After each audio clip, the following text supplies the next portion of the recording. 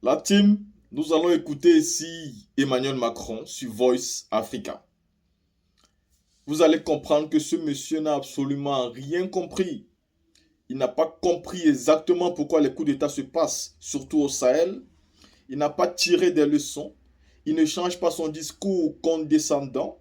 Il ne comprend pas exactement l'aspiration des peuples africains. Il se base sur une seule chose, sur ce qu'il fait avec un homme, un individu. C'est ce qui l'intéresse. Il veut aller défendre un homme, pas un pays, pas un État. Parce que oui, si le Niger était attaqué par des forces extérieures, à ce moment, j'aurais compris que M. Emmanuel Macron dise que je m'avais aidé cet État-là parce que nous sommes des partenaires. Mais voilà, il est partenaire du Niger et lui, il pense qu'il est partenaire de Bazoum. Il va parler dans cette vidéo avec un air condescendant, mais du plus haut point qu'on n'a jamais compris. Et pourtant, lui-même dit qu'aujourd'hui, même les États-Unis d'Amérique lui demandent d'aller un peu moins fort.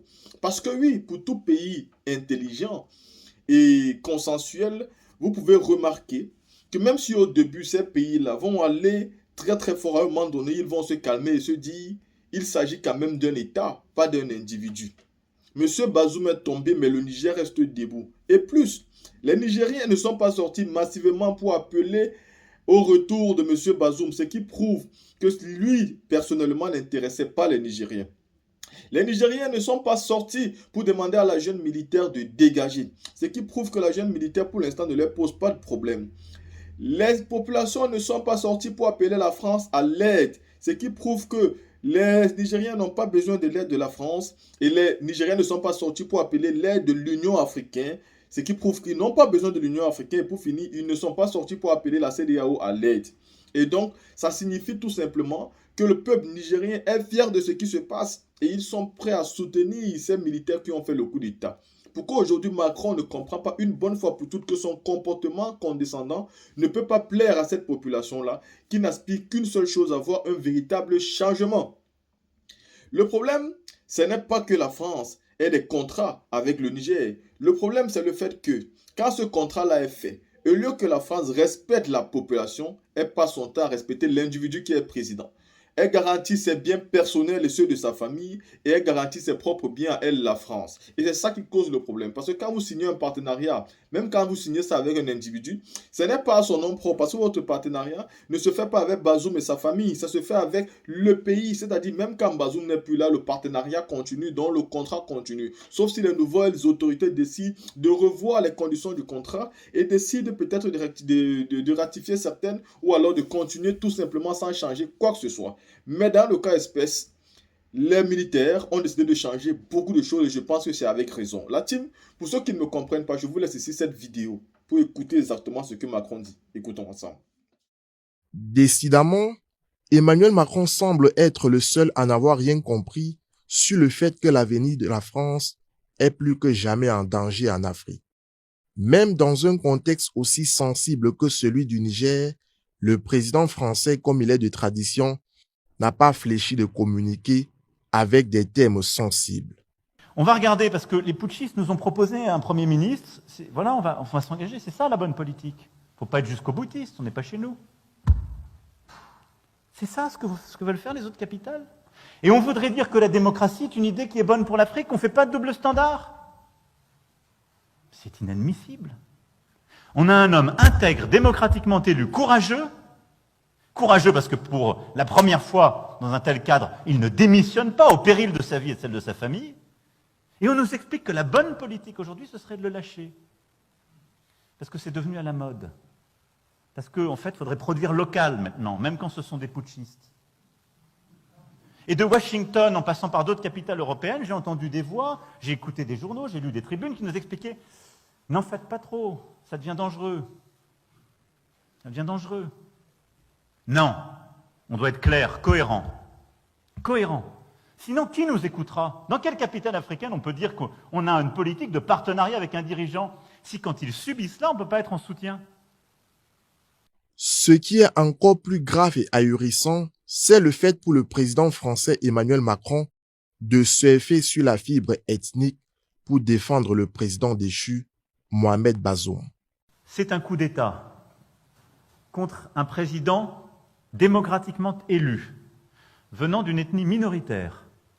qui a mené des réformes courageuses, économiques, politiques, sur les plans pour son pays, qui clarifie à peu près tous les domaines, qui est engagé sur tout l'agenda international qui est le nôtre et celui des Nations Unies, et qui est pris en otage dans le palais présidentiel par des putschistes depuis maintenant un mois.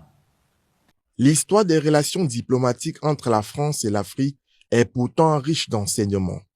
Alors que tout le monde semble avoir tiré les leçons de cette histoire parfois douloureuse et périlleuse, la France, comme à son habitude, se mue dans une condescendance volontaire, méprisant à la limite la douleur des peuples africains. Sinon, qu'est-ce qui peut expliquer qu'un président français en plein 21e siècle s'autorise à parler de la gouvernance en Afrique sous l'angle de la fibre ethnique et tribale?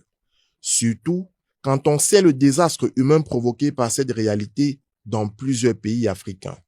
Que recherche Emmanuel Macron avec un tel discours, si ce n'est pour instiller la haine et diviser le peuple du Niger? Faudra le dire avec véhémence. Mohamed Bazoum est loin d'être un diable, mais que personne ne nous fasse croire qu'il est blanc comme neige. Cette communication du président français dessert davantage Mohamed Bazoum qu'il souhaite défendre et radicalise assurément les populations africaines et nigériennes en particulier. Dans le même ordre d'idées, Emmanuel Macron se positionne en véritable donneur de leçons au chef d'État de la CEDEAO, prédisant même le pire pour leur pays s'il venait à ne pas intervenir militairement pour sauver le soldat Bazoum. Parce que, il faut être clair, si la CEDEAO abandonne le président Bazoum, je pense que tous les présidents de la région sont à peu près conscients du destin qui leur sera réservé. Et la faiblesse que d'aucuns ont d'ailleurs montrée à l'égard des putschs précédents, a nourri des vocations régionales. Il y a une épidémie de putsch dans tout le Sahel. Mais qui repose sur quoi? Sur la faiblesse de système militaire. Les déclarations du président français Emmanuel Macron consacrent davantage le déni de la justice et de souveraineté des populations africaines, rendant les relations France-Afrique plus que dolosives. Toujours est-il que l'Afrique a déjà amorcé le combat pour sa libération. On veut que la France quitte de notre pays pour aller dans son pays.